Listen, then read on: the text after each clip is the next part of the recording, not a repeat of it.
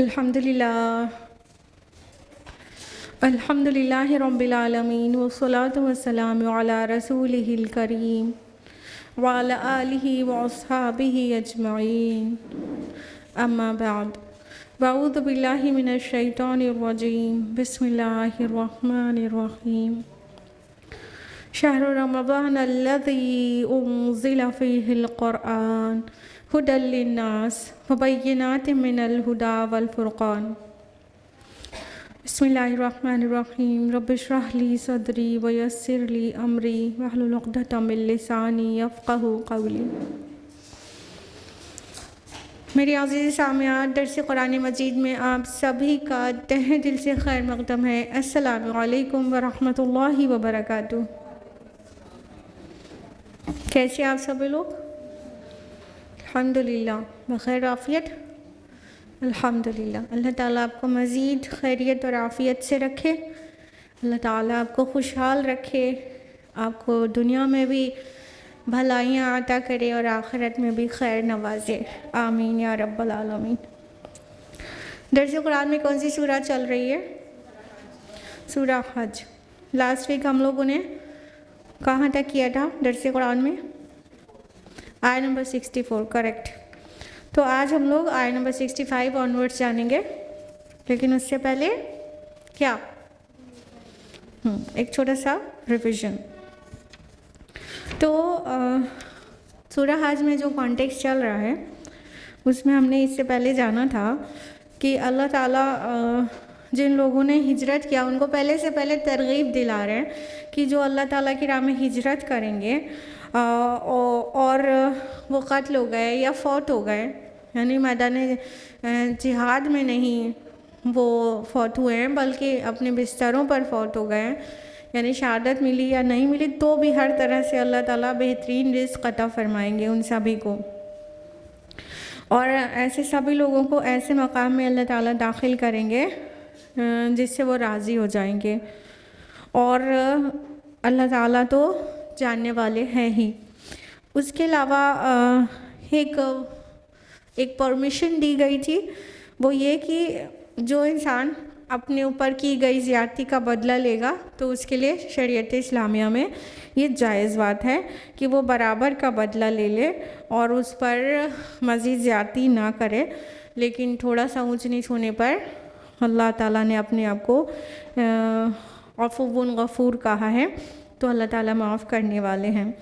اس کے علاوہ دلیل کے طور پر یہ آیت پیش کی گئی تھی آیت نمبر 61 کی، اور یہ اس لیے کہ اللہ تعالیٰ رات کو دن میں داخل کرتا ہے اور دن کو رات میں داخل کرتا ہے، اور یہ کہ اللہ سب کچھ سننے والا اور دیکھنے والا ہے، یعنی جس اللہ کے قبضۂ قدرت میں یہ کچھ ہے کہ اتنا پورا جو اسپیس میں جو کچھ ہو رہا ہے اور ہم جس کی وجہ سے ہم پر رات اور دن آتے جاتے ہیں، جو اس چیز پر قدرت رکھتا ہو پوری طرح سے، اس کے لیے کیا مشکل ہے کہ وہ مومنین صادقین کی مدد کریں، چاہے کہ وہ ابھی کمزور ہیں لیکن کل کو وہ اسٹرانگ ہو جائیں گے۔ اس کے بعد ہم لوگوں نے جانا تھا کہ توحید کی بہت زوردار تاکید آئی تھی کہ ذالک بأن اللہ هو الحق، یہ اس لیے کہ اللہ ہی حق ہے، تو اللہ تعالیٰ کے علاوہ جو لوگ اور معبودوں کو پکارتے ہیں وہ سب کے سب باطل ہیں، اور فرمایا کہ اللہ ہی آسمان سے پانی نازل فرماتا ہے جس سے زمین سرسبز ہو جاتی ہے، اور اللہ تعالیٰ بہت لطیف اور بہت خبیر ہے، یعنی اللہ تعالیٰ کی قبضۂ قدرت میں یہ سب بھی ہے، یعنی ابھی زمین بنجر نظر آ رہی تھی اور پھر وہ سرسبز ہو جاتی ہے بارش کے بعد، اسی طرح اے مسلمانوں تمہیں اس سے میسیج لینا چاہیے کہ ابھی چاہے تم کمزور اور ناتوان ہو لیکن بہت جلدی یہ دن عدلتے بدلتے رہتے ہیں اور بہت جلدی تم بھی اسٹرانگ ہو جاؤ گے اللہ کی مدد سے، اور اللہ تعالیٰ کا ہی ہے ایکچولی زمین اور آسمان میں جو کچھ ہے، اور اللہ تعالیٰ الغنی اور الحمید ہے۔ لاسٹ ویک ہم نے یہ دونوں اسماء کی تفصیلات بھی بتائی تھی کہ غنی اور حمید کا معنی کیا ہوتا ہے۔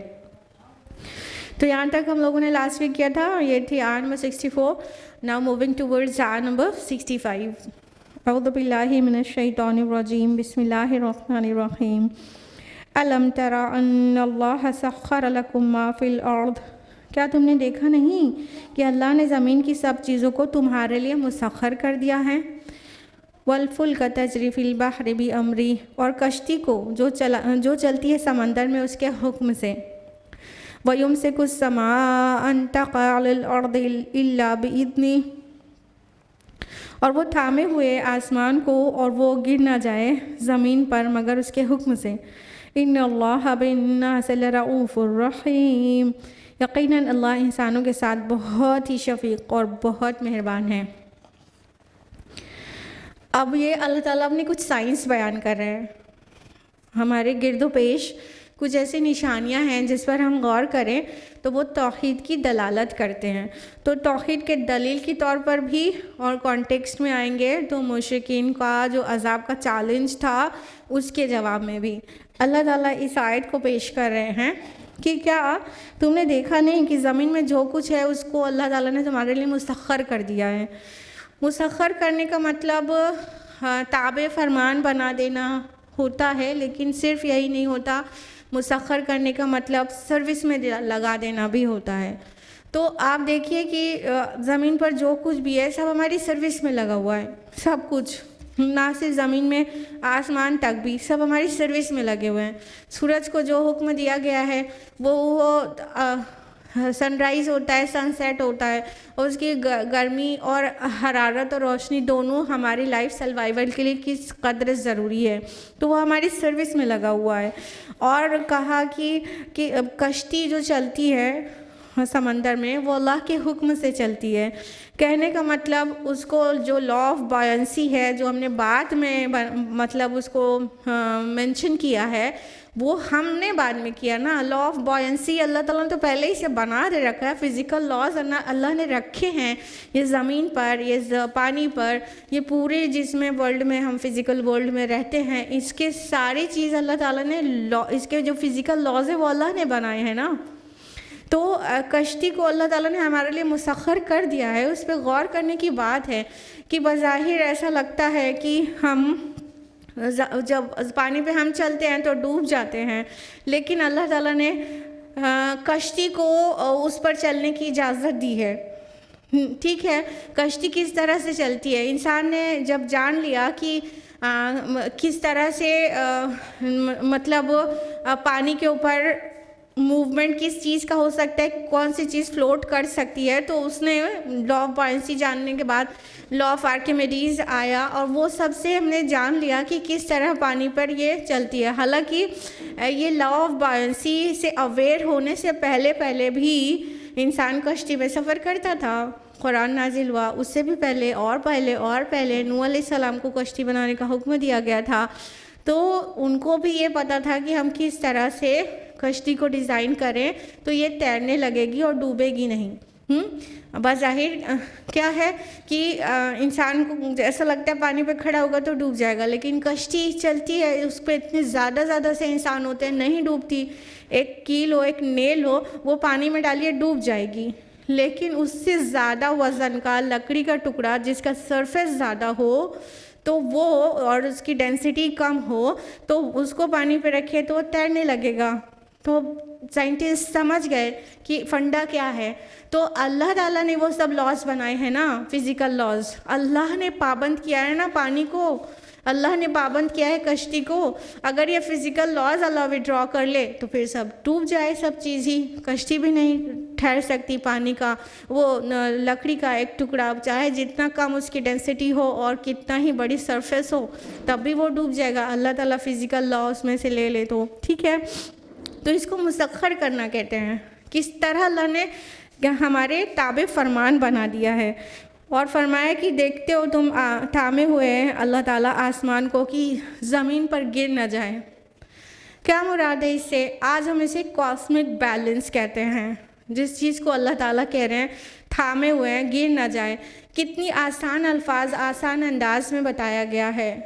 کیوں ہم غور نہیں کرتے کہ یہ زمین، یہ پورے خلا میں کوئی بھی چیز جو ہے اسٹیشنری نہیں ہے، ہر چیز موشن میں ہے، بلکہ ریولیوشن میں ہے۔ ٹھیک ہے، ہر چیز موو کر رہی ہے، لیکن اگر ذرا سا کسی کے موومنٹ کا کوئی بھی اپنا راستہ ذرا سا بھٹک جائے، ادھر ادھر ہو جائے، تو دوسرے سے ٹکرا جائے، تو ٹکر ہوگی تو سب دھڑام سے گر پڑے گا، اس طرح کا ہو جائے. لیکن ایسا کچھ بھی نہیں ہوتا، ایسا کچھ بھی نہیں ہوتا. ہاں، آسمان یعنی سیلیسٹل باڈیز سب کوئی چیز زمین پہ نہیں گر جاتی. بڑے بڑے آسمانی پتھر ہیں، لیکن ایسٹیرائڈس جن کو کہتے ہیں، چھوٹے چھوٹے ایسٹیرائڈس تو ریکارڈ میں آتے رہتے ہیں کہ گرے زمین پر کہیں نہ کہیں، لیکن بڑے بڑے ایسٹیرائڈز اگر گر جائیں تو سب ہم تباہ ہو جائیں. تو اللہ تعالیٰ ہر چیز کو روکے ہوئے ہیں، مطلب اس کے اندر ایک کاسمک بیلنس ہے. پوری خلا جو ہے اسپیس، اس میں ایک کاسمک بیلنس ہے. تو زمین کو اپنا آربٹ بتا دیا گیا ہے، وہ اپنے آربٹ میں گھوم رہی ہے، اور سارے جو پلینٹس ہیں وہ اپنے آربٹ میں گھوم رہے ہیں، ذرا سا بھی ادھر ادھر نہیں ہوتے ہیں. اگر ذرا سا بھی ادھر ادھر اپنے آربٹ سے کھسک جائیں، یعنی بیلنس بگڑ جائے، تو پھر زمین پہ گر جائیں تو پھر کیا حال ہو ہمارا. تو ایسا کچھ بھی نہیں ہوتا ہے. زمین آسمان میں جتنے بھی سیلیسٹل باڈیز ہیں وہ سب اپنا راستہ جانتے ہیں، اور سب ایک صحیح گیپ میں رہتے ہیں، اور سب کے درمیان جو بیلنس ہے وہ مینٹینڈ رہتا ہے. تو اگر اللہ تعالیٰ وہ کاسمک بیلنس خالی سلب کر لے تو سب ایک دوسرے سے ٹکرا کر سب پیرش ہو جائیں. تو اس طرح ہم سوچتے کیوں نہیں ہیں؟ ہم سوچتے کیوں نہیں ہیں کہ ہم کتنی آسانی سے زمین پر رہتے ہیں، اور اللہ تعالیٰ آسمان کو یعنی اس میں جو سیلیسٹل باڈیز ہیں ان کو کیسا تھامے ہوئے کہ ہمارے اوپر گر نہ جائے. زمین کی حیثیت کیا ہے؟ ہاں، زمین کی حیثیت کیا ہے؟ ادر پلینٹس کے سامنے کچھ حیثیت نہیں ہے، اور پھر ہم سورج کے سائز کو دیکھیں اور بڑے بڑے سٹارز کے سامنے زمین کا سائز کی کچھ بھی حیثیت نہیں ہے. تو لیکن ہم پھر بھی کتنے امن و امان کے ساتھ اس پر رہتے ہیں. تو فرمایا کہ اللہ تعالیٰ تھامے ہوئے آسمان کو، اور اللہ تعالیٰ انسانوں کے ساتھ بہت ہی شفیق، بہت رؤوف ہے اور بہت رحیم ہے. الرؤوف جو ورڈ ہے وہ رافت سے ہے. رافت کا معنی ہوتا ہے بہت زیادہ والی شفقت کرنا. یعنی اگر ہم ایک دوسرے میں دیکھیں تو رافت کا معنی یہ رہے گا کہ کسی کی پریشانی کو دیکھ کر اپنے اندر محسوس کر پانا اور اس کی ہیلپ کرنا. ٹھیک ہے، سم ٹائمز ایسا ہوتا ہے نا، کسی کی مشکل کو دیکھ کے کچھ سخت دل لوگ ہوتے ہیں، ان کا دل نہیں پسیجتا، وہ اپنے اوپر اس کو محسوس نہیں کر پاتے، جس کو انگلش میں ایمپیتھی کہتے ہیں. ایمپیتھی ان کے اندر نہیں ہوتی، ان کی فیلنگ اپنے اندر نہیں محسوس کر پاتے ہیں. تو یہ سختی نہیں ہے اللہ تعالیٰ کے اندر. اللہ تعالیٰ کو پوری ایمپیتھی ہے ہمارے لیے، یعنی انسان کے جو حالات ہیں، جو چیزیں ہیں، اس سب کو اللہ کنسیڈر کرتے ہیں اور بہت نرمی سے معاملہ کرتے ہیں. اسی لیے جو سب سے ریلیونٹ ورڈ اردو میں آتا ہے پھر وہ شفیق آتا ہے. تو رؤوف کا مطلب شفیق، بہت نرم دل، بہت بردبار، بہت ہی کائنڈ ہارٹیڈ. اور رحیم آپ لوگ اچھی طرح جانتے ہی ہیں، بہت زیادہ رحم کرنے والا، مرسیفل.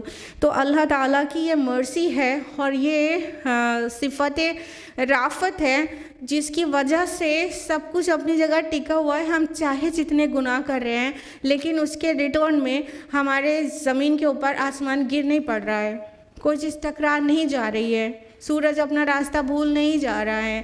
چاند ہی اگر چھوٹا سا ہے وہ بھی زمین پر گر جائے تو بھی اچھا خاصا ڈسٹرکشن ہو جائے، لیکن ایسا کچھ بھی نہیں ہو رہا ہے، بلکہ سب کچھ اسموتھلی چل رہا ہے.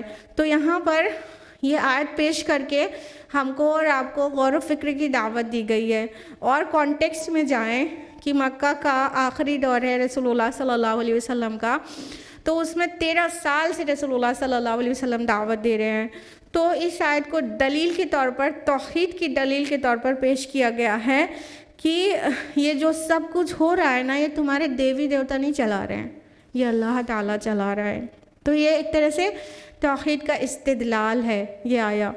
اور دوسری طرح سے دیکھیں تو جو مشرکین عذاب کا چیلنج کر رہے تھے کہ اچھا تم کہتے ہو ہم نہیں مانیں گے تو ہم پر عذاب آ جائے گا، تو لاؤ عذاب، وہ عذاب کیوں نہیں آ جاتا.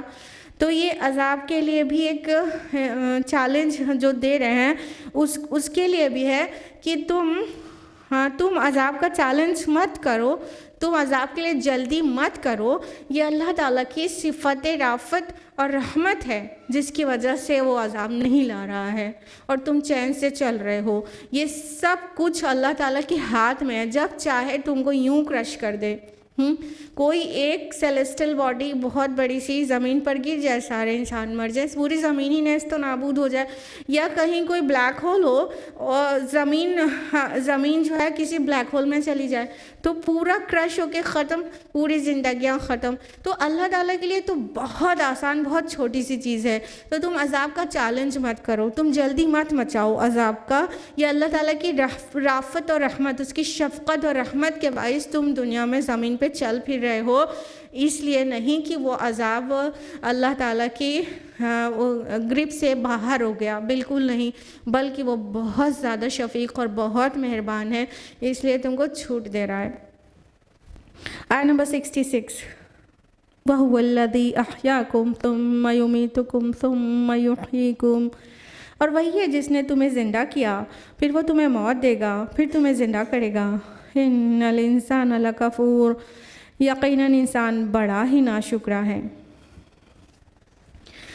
اب دیکھیے یہاں پر ایک زندگی، ایک موت اور ایک اور زندگی کا مینشننگ ہے کہ وہی ہے جس نے تمہیں زندہ کیا، پھر موت دے گا، پھر زندگی دے گا، اور یقیناً اللہ تعالیٰ کا بڑا ہی ناشکرا ہے انسان۔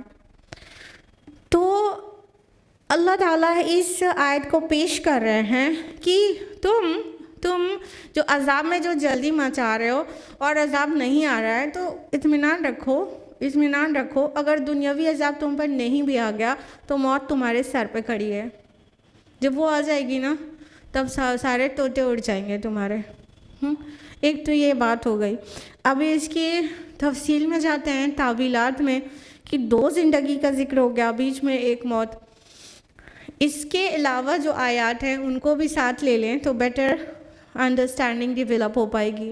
سورہ بقرہ کی آیت نمبر 28 میں اللہ تعالیٰ نے فرمایا، کیف تکفرون باللہ وکنتم امواتا فاحیاکم ثم یمیتکم ثم یحییکم ثم الیہ ترجعون۔ اس آیت میں اللہ تعالیٰ نے فرمایا، کیسے تم اللہ کا کفر کرتے ہو، تم مردہ تھے، پھر تمہیں زندہ کیا، پھر تمہیں موت دے گا، پھر تمہیں زندگی دے گا، اور پھر اسی کی طرف تم لوٹ کر جانے والے ہو۔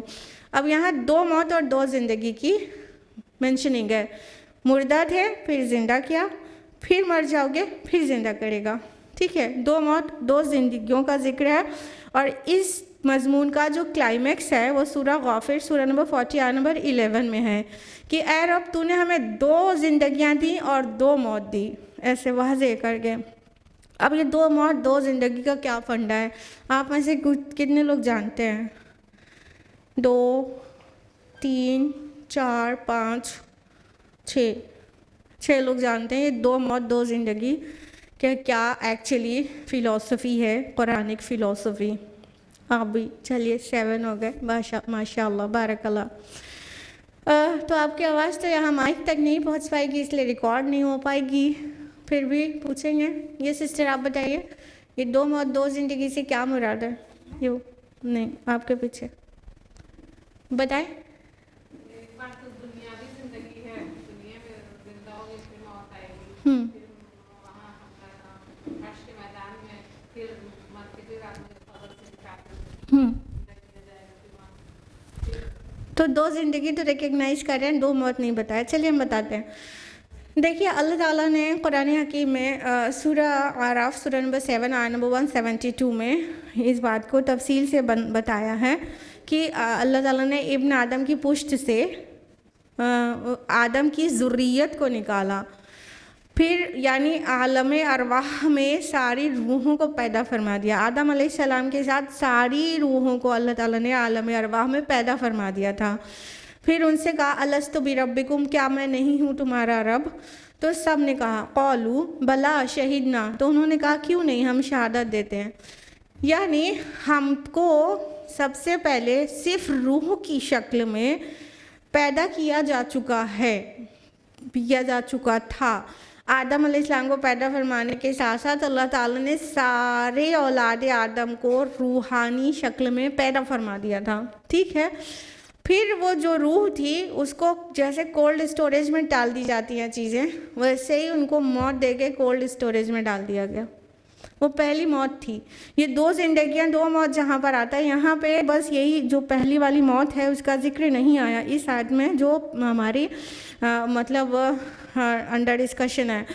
لیکن وہ جو بقرہ کی آیت نمبر 28 میں ہے، وہ یہاں سے شروع ہوتی ہے، کیف تکفرون باللہ وکنتم امواتا، تم مردہ تھے، پھر فاحیاکم، تو پھر تمہیں زندہ کیا۔ موت سے شروع ہوتا ہے، یعنی عالم ارواح میں باڈی تو نہیں تھی، سول کو کریٹ کر دیا گیا، پھر اس کو سلا دیا گیا، سب کو، ساری آدم کی ذریت کو کولڈ اسٹوریج میں ڈال دیا گیا۔ وہ پہلی موت تھی سب کی، ہماری اور آپ کی، ٹھیک ہے۔ پھر فاحیاکم، پھر تمہیں زندگی دیا۔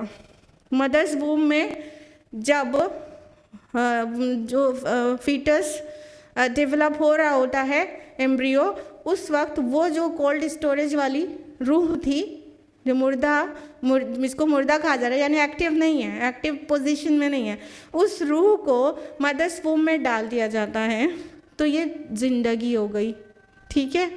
پھر وہ انسان پیدا ہوتا ہے، یہ پہلی زندگی ہو گئی، پہلی موت، پھر پہلی زندگی۔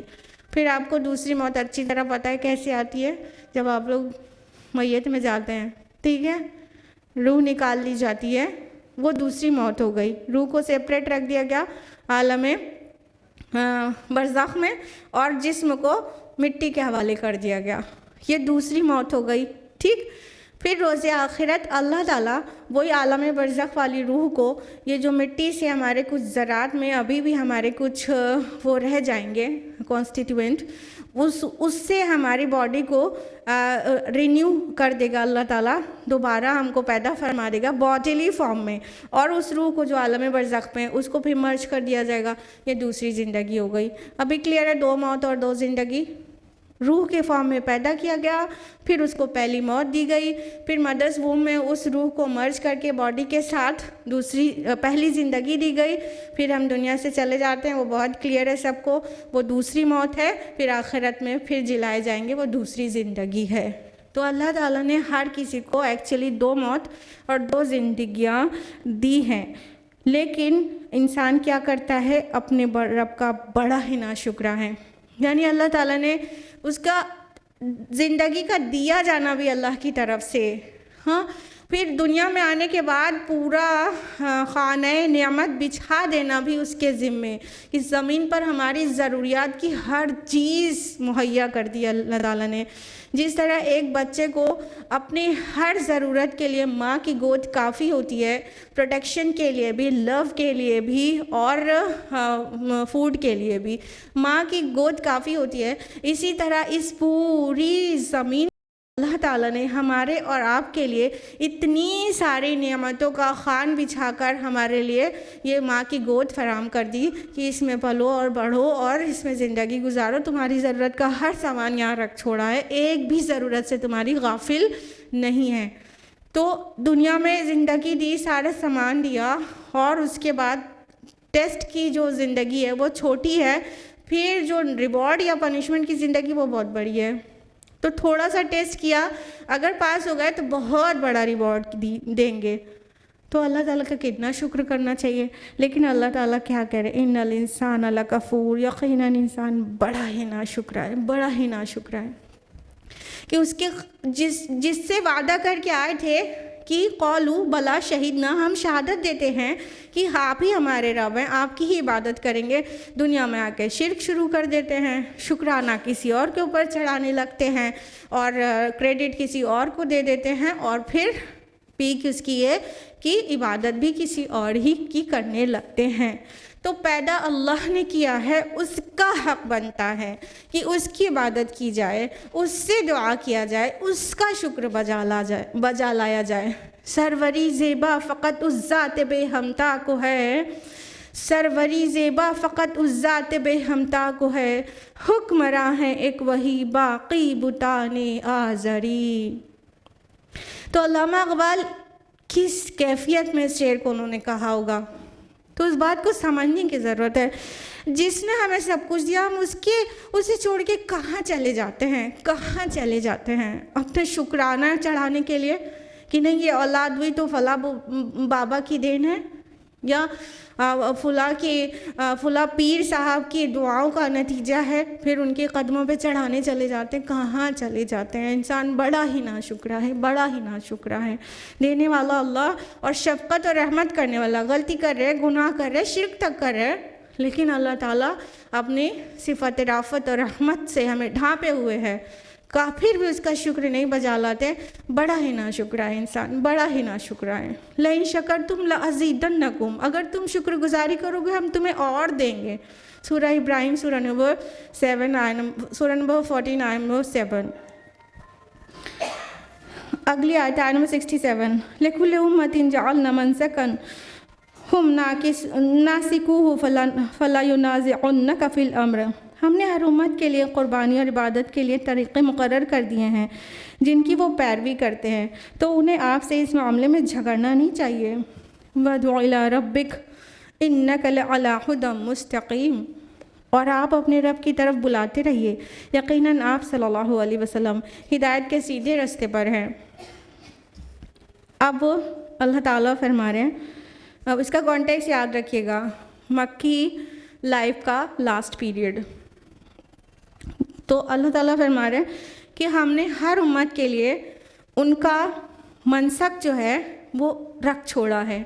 یہاں پہ جو منسک کا لفظ آیا ہے تو مناسک حج کہتے ہیں نا, مناسک یہ منسک کا پلیورل ہے. منسک مینس ہوتا ہے عبادت بھی اور قربانی بھی, ٹھیک ہے, لیکن یہاں پہ جو منسک لفظ آ رہا ہے وہ بیسیکلی عبادت کے لیے آ رہا ہے, اور عبادت بھی بامعنی شریعت کے لیے آ رہا ہے ابن عباس اور قرطبی کے اکارڈنگلی. تو اللہ تعالیٰ فرما رہے ہیں ہم نے ہر امت کے لیے ایک وے آف ورشپ مینشن کیا ہے, ایک شریعت مینشن کی ہے. آپ سے کیوں جھگڑا کر رہے ہیں؟ شان نزول میں اس کے بتایا جاتا ہے کہ کچھ لوگوں نے رسول اللہ صلی اللہ علیہ وسلم کو یہ طعنہ دیا تھا, یہ کیا کہنا چاہیے, ہٹھ دھرمی پر یہ بات کہی تھی کہ دلیل باطل کہ واہ جی تم جو ہے اپنے مارے ہوئے جانور کو حلال سمجھتے ہو, ذبیحہ کو ذبح کرنے کے متعلق یہ بات کہی تھی. اپنے مارے ہوئے کو حلال سمجھتے ہو اور اللہ کے مارے ہوئے کو حرام کہہ دیتے ہو. تو یہ ان کی کٹ حجتی تھی. تو اس کے شان نزول یہ بتایا جاتا ہے. تو اس پر اللہ تعالیٰ نے فرمایا کہ ہم نے ہر امت کے لیے الگ شریعت بھیجی ہے, ہم نے بھیجی ہے, آپ سے کیوں جھگڑا کر رہے ہیں؟ اس سے پہلے کی امتوں کے لیے بھی شریعت ہم نے بھیجی تھی, ان کا مناسک ہم نے طے کیے تھے, عبادت کے طریقے کیا ہوں گے اور لا کانسٹیٹیوشن کیا ہوگا ہم نے بھیجا تھا. وہ آپ سے جھگڑا کر رہے ہیں منسک کے لیے. اور یہ ایکچولی کفار مکہ جو ہے, جو فیڈ ہوتے تھے, جو پن ہوتے تھے, وہ کہاں سے ہوتے تھے؟ یہود اور نصارہ سے. یہ مکی پیریڈ کا لاسٹ ٹائم ہے. خبریں پورے عرب میں پہنچ چکی تھیں کہ ایک نبی نے کلیم کیا ہے نبی ہونے کا, محمد صلی اللہ علیہ وسلم نے, مکہ کے وادیوں میں. تو ادھر مدینہ کے یہود ہیں اور اطراف کے یہود و نصارہ سب کو بڑی کھلبلی تو ہو ہی گئی تھی, قبول انہوں کرنا نہیں تھا, ان کو ہٹ دھرمی دکھانی تھی. تو ابھی ان سے ڈائریکٹ ایڈریس کر بھی نہیں رہے رسول اللہ صلی اللہ علیہ وسلم, ابھی مدینہ پہنچے بھی نہیں ہیں, ڈائریکٹ ایڈریس ہوا بھی نہیں. وہ مکہ والوں کو, وہ جیوز اور کرسچنز, وہ مکہ والوں کو انجیکشنز لگاتے رہتے تھے, یہ پوچھو, یہ کہو, یہ بتاؤ, مطلب نہ ماننے کے تمام تر آرگیومنٹس وہ پہنچاتے رہتے تھے کفار مکہ کو. تو یہاں سے سوال کھڑے کیے جاتے تھے اور بہت سے طعنے اور بہت سی ہٹ دھرمیاں کی جاتی تھیں یہاں مکہ میں بھی. تو اللہ تعالیٰ فرما رہے ہیں کہ ہم نے ہر امت کے لیے منسک ہم نے بھیجا ہے, ہم نے طے کیا ہے کہ وہ اس کی پیروی کریں. تو یہ آپ سے اس کے معاملے میں جھگڑا کیوں کر رہے ہیں؟ اور ان کو جواب دینے کا جو طریقہ بتایا گیا وہ یہ کہ آپ اپنے رب کی طرف بلاتے رہیے, بے شک آپ ہدایت اور صراط مستقیم پر ہیں. یعنی اب بہت زیادہ الجھیے مت ان کے ساتھ. 13 سال آپ نے گزارے ہیں ان کو سمجھانے میں, 13 سال سے آپ فرق بتا رہے ہیں. اب آپ ان سے تھوڑا صرف نظر کریے, آپ کو اپنے اوپر اطمینان ہونا چاہیے، آپ ہدایت اور صراط مستقیم پر ہیں، ان کو اب اگنور کریے۔ اس طرح سے کئی جگہ پر قرآن حکیم میں اللہ تعالیٰ نے اپنے نبی صلی اللہ علیہ وسلم کو یہ حکم دیا ہے کہ آپ ایسا کریے، اور جیسا کہ سورہ بقرہ کے آیت نمبر 148 میں وَلِكُلِّ وِجْهَةٌ هُوَ مُوَلِّيهَا فَاسْتَبِقُوا الْخَيْرَاتِ، کہ ہر ایک کے لیے ایک سمت ہے اور وہ اسی کی طرف رخ کرے گا، اور آپ نیکی میں، خیر کے کاموں میں سبقت لے جانے کی کوشش کرو۔ سورہ مائدہ سورہ نمبر 5 آیت نمبر 48 میں ہے کہ ہم نے تم میں سے ہر ایک کے لیے ایک ضابطہ اور ایک طریقہ ٹھہرا دیا ہے، اور اگر اللہ چاہتا تو تم سب کو ایک ہی امت بنا دیتا، لیکن اس نے چاہا کہ اس چیز میں تمہاری آزمائش کرے جو اس نے تمہیں بخشی ہے، تو تم خیر میں، بھلائیوں میں سبقت لے جانے کی کوشش کرو۔ اور تو اللہ تعالیٰ نے اس بات کا جواب ہمیشہ اس طرح دیا ہے کہ ہم نے ہر ایک کو الگ الگ طریقہ دیا تھا، اب آپ ان سے صرف نظر کر کے آپ خیر کے کام، اچھائی کے کام میں سبقت لے جانے کی کوشش کریے۔ اور یہاں پہ کہا گیا اپنے رب کی طرف بلاتے رہو اور آپ ہدایت کے سیدھے راستے پر ہو، یعنی ایک پازیٹیوٹی دینے کی کوشش کی گئی۔ اس کے علاوہ رسول اللہ صلی اللہ علیہ وسلم سے یہ بھی کہا گیا سورہ جاسیہ کے آیت نمبر 18 میں کہ اے محمد صلی اللہ علیہ وسلم، ہم نے تم کو دین کے معاملے میں ایک شریعت پر قائم کیا ہے، پابند کیا ہے اس کا، بس تم اس کی پیروی کرو اور ان لوگوں کی خواہشات کی پیروی نہ کرو جو علم نہیں رکھتے۔ یعنی رسول اللہ صلی اللہ علیہ وسلم سے یہ کہا جا رہا ہے کہ جو چیز ہم نے آپ کو دی ہے اس کے آپ خود پابند ہیں کہ آپ وہ کریں۔ یہ آپ سے سوال کیا کر رہے ہیں؟ آپ خود اس کی پابندی کرنے والے ہیں اور اسی کی طرف لوگوں کو بلا رہے ہیں۔ آپ خود اپنے لیے آزاد نہیں ہیں کہ آپ شریعت کی پابندی نہ کریں، آپ بھی شریعت کے پابند ہیں۔ تو آپ جب پابند ہیں تو ان کو کیسے آزادی آپ دے سکتے ہیں کہ یہ جو کہہ رہے ہیں کہ یہ ایسا کیوں ہو گیا، ویسا کیوں نہیں، قبلہ ادھر تھا ادھر کیوں ہو گیا؟ یہ ان کی جگہ ہی نہیں ہے کہ یہ سوال کریں۔ ویسے بھی اندھے کو آنکھ والا راستہ دکھاتا ہے، نہ کہ آنکھ والے سے اندھا یہ سوال کرے ایسے کیوں جا رہے ہو، ایسے کیوں نہیں جا رہے ہو۔ یہ حق بنتا ہے اندھے کو، جس کے پاس آنکھ ہے وہ اندھے کو راستہ دکھائے گا، نہ کہ جو اندھا ہے وہ آنکھ والے کو ٹوکے گا اور اس کو راستہ بتائے گا۔ اسی طرح جس کے پاس ہدایت ہے وہ اس کا کام ہے نا کہ راہ دکھانا، اس کا کام ہے نا۔ جو خود گمراہ ہے وہ کیا ہدایت کے بعد میں ٹوکا ٹاکی کر رہے ہیں اور ہٹ درمی کر رہے ہیں، ان کا مقام نہیں ہے، یہ ان کا حق نہیں ہے ٹوکنے کا۔ اور یہ بھی سمجھ لیں یہ جو کہا جا رہا ہے کہ وَعْدُ إِلَىٰ رَبِّكَ إِنَّكَ لَعَلَىٰ هُدًى مُسْتَقِيمٍ، کہ آپ اپنے رب کی طرف بلاتے رہیے، آپ کھلے سیدھے راستے پر ہیں، تو اس کا مطلب یہ نہیں ہے کہ یہ یہود و نصارہ کو سے رواداری کی ہدایت دی جا رہی ہے، نہیں، یہ ان سے بیزاری کا اعلان کیا جا رہا ہے۔ مشرکین اور یہود و نصارہ سے بیزاری کا اعلان کیا جا رہا ہے کہ بہت ہو گیا، 13 سال سے سمجھاتے اب ان کو اگنور ماریے، بالکل اب ان کو جانے دیجیے، اور آپ ہدایت کے سیدھے راستے پر ہیں، آپ اپنے آپ کو اس کا پابند بنائیے کہ آپ خیر میں سبقت لے جائیں۔ آیت نمبر 68 ہے وَإِن جَادَلُوكَ فَقُلِ اللَّهُ أَعْلَمُ بِمَا تَعْمَلُونَ، اور اگر یہ لوگ آپ سے جھگڑا کریں تو آپ کہیے کہ اللہ بہتر جانتا ہے جو تم کر رہے ہو۔ آیت نمبر 69 ہے اللہ یحکم بینکم یوم القیامت فیما کنتم فیہ تختلفون، اللہ فیصلہ کر دے گا تمہارے مابین قیامت کے دن ان تمام چیزوں کے بارے میں جن میں تم اختلاف کرتے رہے تھے۔ اب یہ 2 آیات لیا ہم نے، اب اللہ تعالیٰ کیا کہہ رہے ہیں؟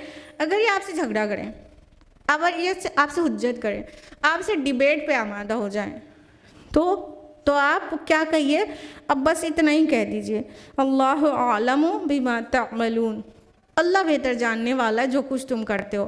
یعنی یہ مطلب اس اسٹیج میں ہوتا ہے جب بہت دن تک انسان کسی کے اوپر ورک کر رہا ہے، پھر اتمام حجت بھی کر دیا، پھر اس کے بعد اس کو اپنا دامن تھوڑا بچا کے ہی رکھنا چاہیے، کیونکہ جس کو نہیں ماننا ہے وہ بہت سالوں کے بعد جب بات سمجھ میں آ گئی کہ ہم نے اتمام حجت کر دیا، اب یہ نہیں مانے گا، تو اس کے ہر سوال کو اٹیمپٹ کرنے کی ضرورت نہیں ہے۔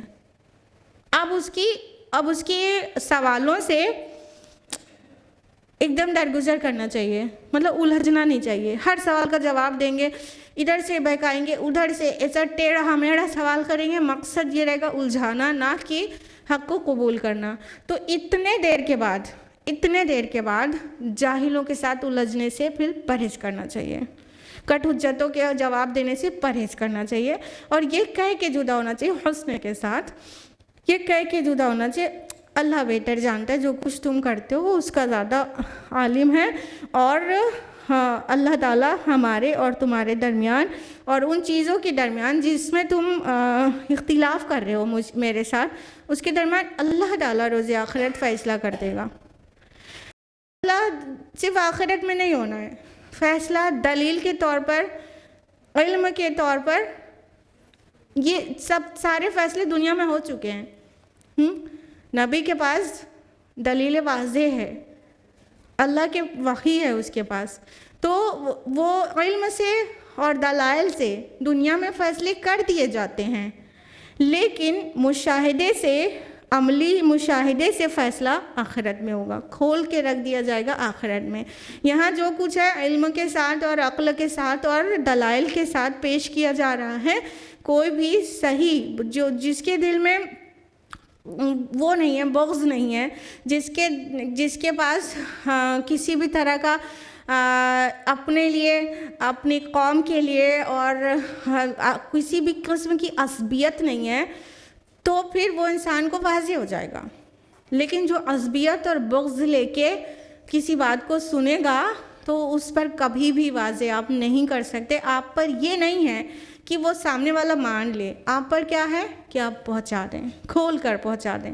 لیکن جب وہ الجھنے لگے، سوال جواب کرنے لگے، اور خالی سوال جواب نہیں، ڈیبیٹ پہ آمادہ ہو جائیں، تو کہہ دیجئے ہمارا اور تمہارا فیصلہ تو آخرت میں اب ہو جائے گا، حسن کے ساتھ، ابھی بھی حسن کے ساتھ ہی۔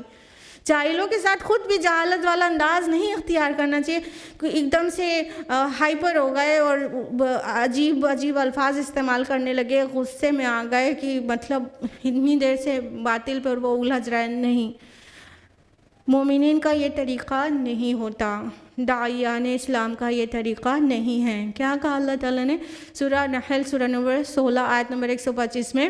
ادعو الی سبیل ربک بالحکمہ، بلاؤ اپنے رب کی طرف حکمت کے ساتھ، اپنے رب کے راستے میں حکمت کے ساتھ، والموعظۃ الحسنہ، اور موعظہ حسنہ نرم نصیحت کے ساتھ، خوبصورت اور نرم نصیحت کے ساتھ، وجادلہم باللتی ہی احسن، اور ان کے ساتھ مجادلہ، ڈیبیٹ بھی کرنا پڑ جائے تو کرو اس طرح سے جو بہترین ہو، حسن کے ساتھ ڈیبیٹ ہونا چاہیے، لے تیرے کی دے تیرے کی نہیں، سامنے والے کو ڈاؤن کرنا ہے یہ مقصد نہیں۔ اور وہ جاہل ہے اور آل فال بک رہا ہے تو ہم آل فال نہیں بکیں گے اس کے جواب میں، ٹھیک ہے؟ وہ گالیوں پہ آمادہ ہو گیا ہے تو مومن گالی سے نہیں بات کرے گا، وہ ابھی بھی حسن کے ساتھ ہی بات کرے گا، لیکن الگ ہونے کی، اب زیادہ حجت کرنے کی ضرورت نہیں، تو الگ ہونا ہے تو حسن کے ساتھ یہ کہہ کے اپنا وقار اور اپنی ڈگنیٹی قائم رکھ کے اس طرح سے کہہ کے الگ ہوں گے کہ ہمارا اور آپ کا فیصلہ اللہ تعالیٰ قیامت میں کر دیں گے۔ یعنی ڈیبیٹ بھی ہو تو it must be beautifully from the side of مومن۔ آیت نمبر 68، آیت نمبر 69، یہ آیت نمبر 68 69 ہم نے آپ کو بول دیا کہ اللہ تعالیٰ فیصلہ کر دے گا۔ آیت نمبر 70، الم تعلم ان اللہ یعلم ما فی السماء والارض، کیا تمہیں معلوم نہیں کہ اللہ جانتا ہے جو کچھ آسمان میں اور زمین میں؟ ان ذالک فی کتاب، یقیناً یہ سب کچھ ایک کتاب میں درج ہے۔ ان ذالک علی اللہ یسیر، یقیناً یہ اللہ تعالیٰ پر بہت آسان ہے۔ اب یہ ایک دھمکی کے طور پر بھی بات آ رہی ہے کہ تم نہیں مانو گے، نہیں مان کر دو گے، تمہیں کیا پتہ نہیں ہے کہ اللہ جانتا ہے جو کچھ آسمان اور زمین میں؟ یعنی جو حق پر ہے تم اس کو چیلنج کر رہے ہو، اس کو پریشان کر رہے ہو، اس کے ساتھ ڈیبیٹ کر رہے ہو، تو تم یہ جان لو کہ اللہ سب کچھ جانتا ہے اور تمہارے دلوں کے اندر بھی جو ہے وہ بھی جانتا ہے. یعنی تم جو بحث مباحثہ کر رہے ہو اس کے پیچھے تمہارا کیا مقصد ہے وہ بھی جانتا ہے. دیکھیے اکثر و بیشتر ٹائم ایسا ہوتا ہے کہ اگر ایک داعی یا رسول بہت ہائر لیول پر اور رسول کا کوئی امتی بہت لوور لیول پر، ٹھیک ہے، رسول یا داعی جب وہ پیغام پہنچاتا ہے اور حسن کے ساتھ پہنچاتا ہے، یوزولی ایسا ہوتا ہے کہ سامنے والے پر انکشاف ہو جاتا ہے کہ یہ حق ہے، لیکن ان کی اکثریت انکار اس لیے کرتی ہے کیونکہ وہ حق ان کے خلاف کہیں نہ کہیں پڑ رہا ہوتا ہے اور ان کے دنیاوی فائدے میں کہیں نہ کہیں روڑا اٹکا رہا ہوتا ہے. اس وجہ سے یا تو پھر ان کی انا کو، ان کے ایگو کو ٹھیس لگ رہی ہوتی ہے، تو اس وجہ سے انکار کر دیا جاتا ہے. اب دیکھیے رسول اللہ صلی اللہ علیہ وسلم نے اپنا پیغام پہنچایا یہود تک، تو یہود کیا پہچانتے نہیں تھے یہ صحیح نبی ہے، وہ یہ نبی برحق ہے جس کا ہم انتظار کر رہے تھے، یہ وہی نبی ہے؟ پہچانتے نہیں تھے کیا؟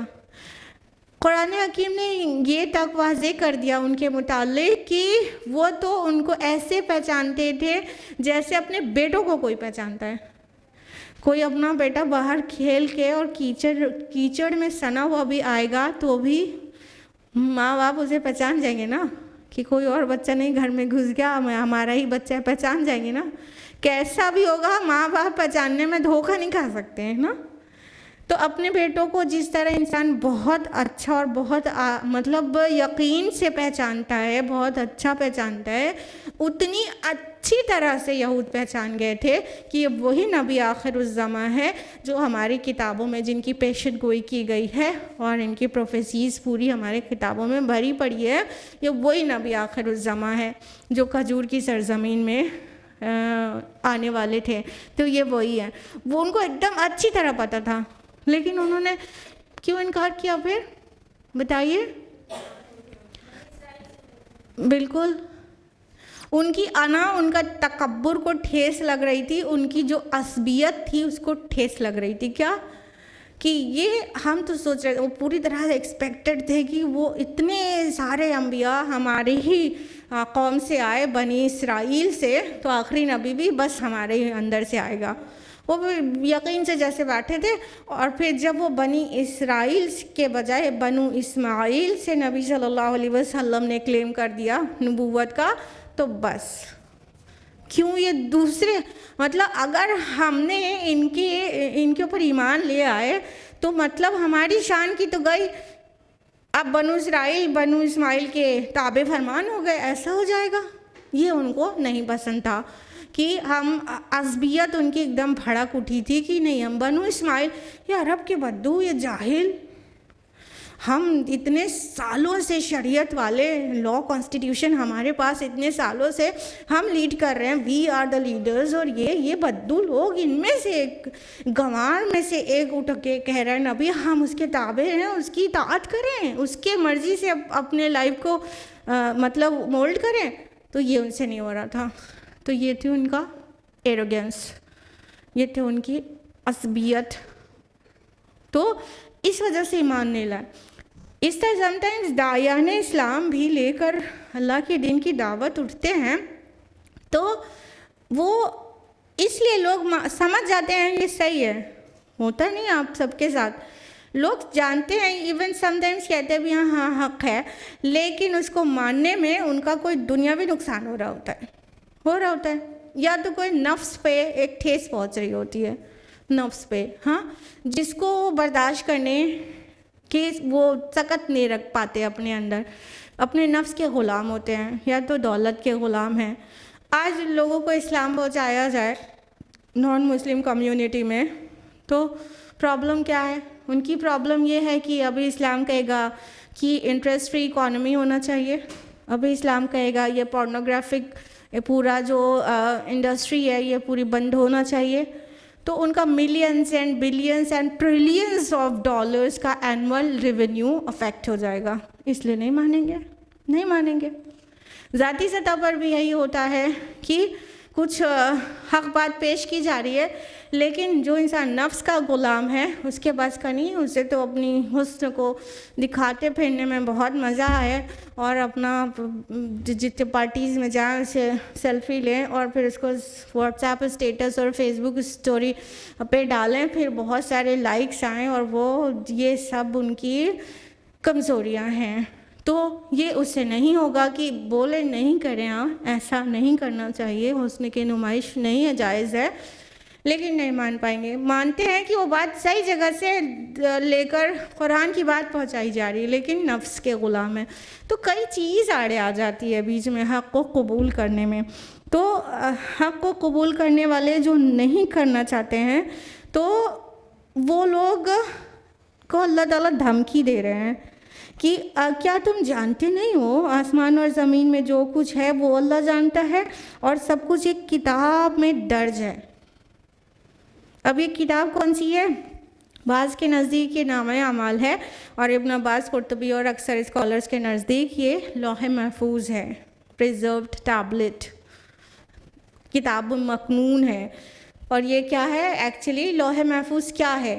اللہ تعالیٰ کا علم قدیم، وہاں پر سب چیزیں ریکارڈڈ ہیں.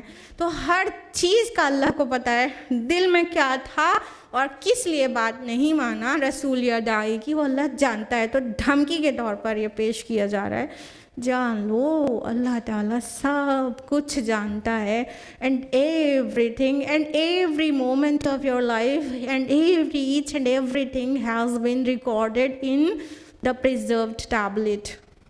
سب کچھ لوح محفوظ میں ہے، جان لو اللہ تعالیٰ سب کچھ جانتا ہے. And it's really so easy for اللہ سبحانہ و تعالیٰ، ان ذالک علی اللہ یسیر. یہ اللہ پر بہت آسان ہے، it's quite simple and easy for ہم، کیوں ہر چیز جاننا. کیونکہ ہم کو جاننے میں ہم پاسٹ، پریزنٹ اور فیوچر ٹینس پڑھتے ہیں اسکول میں، اور وہیں تک اٹک کے رہ جاتے ہیں کہ چلو ٹھیک ہے پاسٹ کی چیز انسان پہ گزری ہے وہ جانتا ہے، پریزنٹ اس کے سامنے ہے وہ جانتا ہے، فیوچر کی کیسے جان سکتا ہے؟ فیوچر کیسے دکھ سکتا ہے اور کیسے کوئی جان سکتا ہے؟ تو ایکچولی جب ہم اس ٹائم اینڈ اسپیس کمپلیکس سے باہر آئیں گے تب ہمیں سمجھ آئے گا. یہ جہاں ہم رہ رہے ہیں فزیکل ورلڈ، یہ ٹائم اور اسپیس کمپلیکس میں ہم رہ رہے ہیں. یہ جو یونیورس جس کو ہم کہتے ہیں، this is time and space complex. جب ہم اور اللہ تعالیٰ ٹائم اینڈ اسپیس کمپلیکس میں نہیں رہتا ہے، کہنے کا مطلب اللہ کے علم میں تو سب کچھ ہے، لیکن دیر از نو ٹائم بفور اللہ سبحانہ تعالیٰ، دیر از نو اسپیس بفور اللہ سبحانہ تعالیٰ. ٹائم اینڈ اسپیس کمپلیکس کا باؤنڈ نہیں ہے اللہ تعالیٰ. عالم بالا میں جو کچھ ہے وہاں there is no time, T is equal to zero. آپ کو پتہ تو ہے نا کہ رسول اللہ صلی اللہ علیہ وسلم جب معراج پر گئے تھے تو وہ کچھ بھی وقت نہیں لگا تھا. کہاں گئے تھے؟ ٹائم اینڈ اسپیس کمپلیکس سے نکل کر عالم بالا پر چلے گئے تھے. تو وہاں ٹائم وائم کچھ نہیں ہوتا. اب جب ٹائم ہی نہیں ہے تو آپ کو اسکول میں جو بچپن سے پڑھایا گیا ہے پاسٹ، پریزنٹ اور فیوچر، ہم لوگ بھی اپنے اسکول میں آتے ہیں، یہی ٹائم اسپیس کمپلیکس میں یہی ورک کرتا ہے. ٹھیک ہے، عربی زبان میں فعل ماضی اور مضارع ہی ہوتا ہے، لیکن زیادہ تر زبانوں میں پاسٹ، پریزنٹ، فیوچر 3 ٹینسز ہوتے ہیں. تو یہ جو ٹینس ہے اس کے پابند ہم ہیں اور عالم خلق میں ہیں، اور عالم امر میں ٹائم کی کوئی پابندی نہیں ہے، ٹائم ہوتا ہی نہیں. اب جب آپ ٹائم کو ہٹا دیں تو فیوچر کچھ بچا وہاں؟ پاسٹ، پریزنٹ اور فیوچر سب ایک برابر پلین پر آ گیا نہیں آ گیا؟ میرے پوائنٹ سمجھ پا رہے کہ نہیں؟ جب ٹائم ہی ہٹا دیا تو there is no past, present and future, سب فلیٹ ہو گیا. تو اب اللہ تعالیٰ کے علم میں وہ سب کچھ برابر سے رہنا، جیسا پاسٹ کی چیزیں ہمیں پتہ ہیں بہت اچھی طرح، ہم وہاں وٹنس تھے، ویسے ہی اللہ تعالیٰ کو پاسٹ، پریزنٹ اور فیوچر ہر چیز پتہ ہے. کوئی مسئلہ ہی نہیں ہے ٹائم کا نا. ابھی سمجھ آیا کہ اللہ کے لیے کتنا آسان ہے. ہم اپنے ریسٹرکٹیڈ فزیکل لاس کے اندر رہ کے سوچتے ہیں تو ہم سوچتے ہیں کہ مطلب یہ کیسے ممکن ہے. ہم جہاں جی رہے ہیں اس حساب سے سوچ رہے ہیں. اس تھوڑا just think out of the box نا, اس ڈبے سے باہر آ کے سوچیں گے تو سمجھ آ جائے گا. ہاں تو میٹر یہ ہے اللہ کے لیے اس لیے بالکل آسان ہے. اور جس کو ہر چیز کا علم نہیں وہ خدا ہی نہیں. اگر علم میں لیکنگ ہے, کوئی ہستی جس کو معبود قرار دیا جا رہا ہے تو وہ خدا نہیں ہو سکتا, وہ اللہ نہیں ہو سکتا کہ وہ کہیں نہ کہیں لیکنگ ہے. اور اللہ تعالیٰ ہر نگیٹو سے, ہر نگیٹیوٹی سے, ہر کمی کمزوری خامی سے منزہ ہے, مبرہ ہے.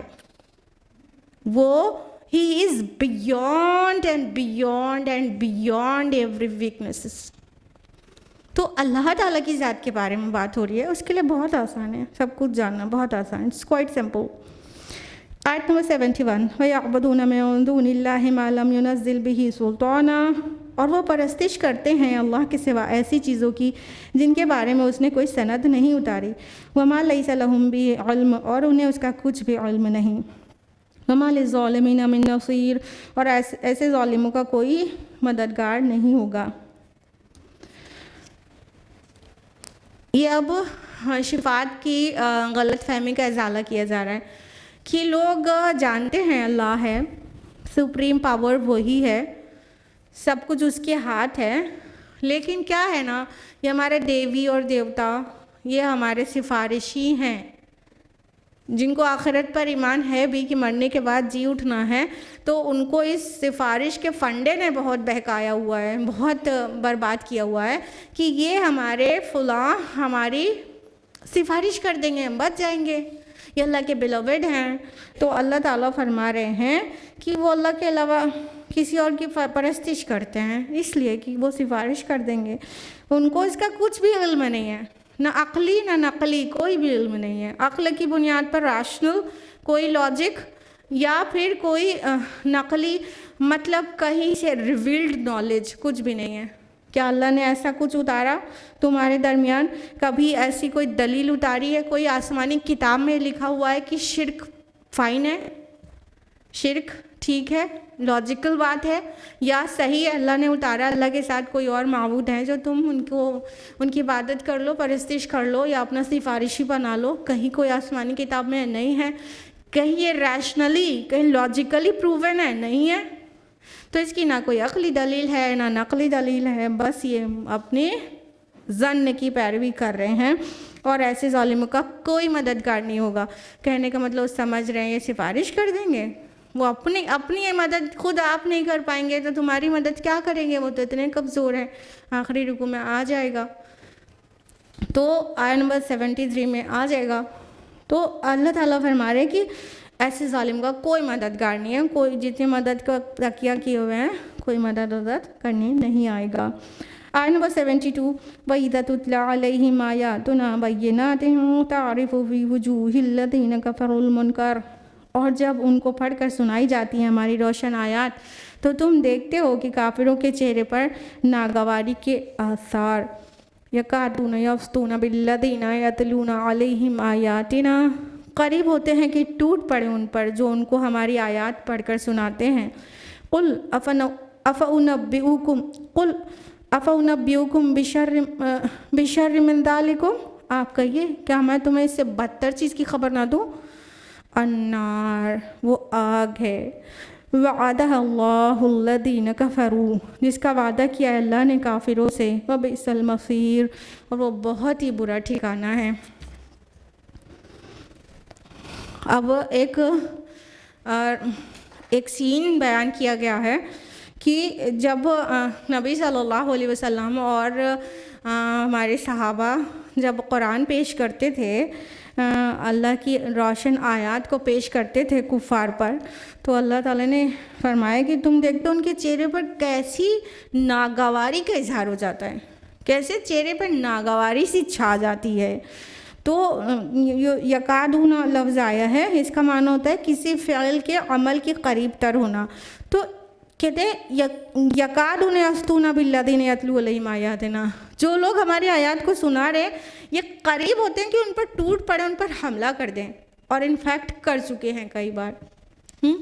نبی صلی اللہ علیہ وسلم اور صحابہ جب قرآن پڑھ رہے ہوتے تھے تو کفار ایسا چڑ جاتے تھے، ناگواری کا اظہار ہو جاتا تھا ان کے نہ صرف چہرے پر بلکہ کئی بار صحابہ پہ حملہ بھی کر چکے ہیں۔ نمازیں پڑھتے ہوئے دیکھ کے حملہ کیا ہے ابو بکر رضی اللہ عنہ پر، اور کئی کمزور صحابہ پہ تو بہت بار۔ تو اللہ تعالیٰ فرما رہے ہیں کہ ایک دم مطلب ٹوٹے پڑتے ہیں کہ حملہ کر دیں، تو ان کو کہہ دیجئے میں تمہیں اس سے بدتر چیز کی خبر نہ دوں، اس سے زیادہ ناگوار چیز کی خبر نہ دوں۔ کہنے کا مطلب تمہارے لیے قرآن جتنا ناگوار ہے اس سے زیادہ ناگوار چیز کا ابھی ہم بتا دیتے ہیں، النار، تو وہ آگ ہے۔ تمہیں یہ قرآن سننا ناگوار ہے تو اس آگ کا مقابلہ کیسے کرو گے؟ اس سے زیادہ ناگوار ہوگی تمہارے اوپر۔ اس کا الٹیمیٹ جو رزلٹ آئے گا وہ آگ کی شکل میں آئے گا، اس آگ کو کیسے جھیلو گے؟ اور یہ بھی کہہ سکتے ہیں کہ تم قرآن مجید جو تمہیں سنا رہا ہے، اللہ کی آیات سنا رہا ہے، اس کے اوپر تم پل پڑھتے ہو، تم اس کو نقصان پہنچاتے ہو، اس کو پیٹ ڈالتے ہو، اس کے ساتھ کتنا اس کو پرسیکیوٹ کرتے ہو، تو کیا کر لو گے تم زیادہ سے زیادہ؟ اس سے زیادہ کی تمہیں خبر نہ دیں، اس سے زیادہ ناگوار چیز کی تمہیں خبر نہ دیں، تو جان لو وہ آگ ہے کہ تم ان کو پیٹو گے۔ زیادہ سے زیادہ کیا کر لو گے؟ جان چلی جائے گی، وہ شہید ہو کے جنت میں چلے جائیں گے، اپنی سوچو تم آگ میں چلے جاؤ گے۔ النار، اس حرکت کا جواب آگ ہے۔ تو فرمایا کہ جس کا وعدہ اللہ نے کافروں سے کیا ہے اور بہت ہی برا ٹھکانہ ہے۔ تم انکار کرتے رہ رہے ہو، مستقل انکار کر رہے ہو، تو جان لو اس کا جو انکار کا جو ڈیسٹینیشن ہوگا وہ آگ ہوگا، وہ جہنم ہوگی۔ اور اللہ نے وعدہ کیا، اللہ نے وعدہ کیا ہے۔ جب اللہ تعالیٰ اپنے قول کو وعدے کے ساتھ جوڑ دے تو سبحان اللہ کتنی تاکید آ جاتی ہے کہ وعدہ ہے کفار سے جو انکار کرتے ہیں اللہ کی نشانیوں کا، ان سے وعدہ ہے آگ کا، اس میں جا کے رہیں گے، اور یہ بہت برا ٹھکانہ ہے۔ انسان اپنے ٹھکانے پہ جا کے سکون لیتا ہے نا، دن بھر کا تھکا ہارا ہے یا پریشان ہے، جا کے کہاں ٹھکانے پہ سکون لیتا ہے اپنے گھر پر، لیکن جب ٹھکانہ اتنا گرم اور اتنا بے چین کرنے والا اور اتنا تکلیف دینے والا ہوگا تو کہاں جا کے انسان سکون لے گا؟ اللہم اجرنا من النار، اللہم اجرنا من النار، اللہم اجرنا من النار، آمین یا رب العالمین۔ اب بس ایک رکوع بچائے سورہ حج کا، آیت نمبر 73 سے 78 تک، انشاءاللہ نیکسٹ ویک۔ آج کے لیے اتنا ہی۔ اللہ تعالیٰ سے دعا ہے کہ وہ ہم سبھی کو قرآن مجید پڑھنے، سمجھنے، غور و فکر کرنے، عمل کرنے اور دوسروں تک پہنچانے کی توفیق عطا فرمائے، آمین یا رب العالمین۔ وآخر دعوانا الحمدللہ رب العالمین، والسلام علیکم ورحمۃ اللہ وبرکاتہ۔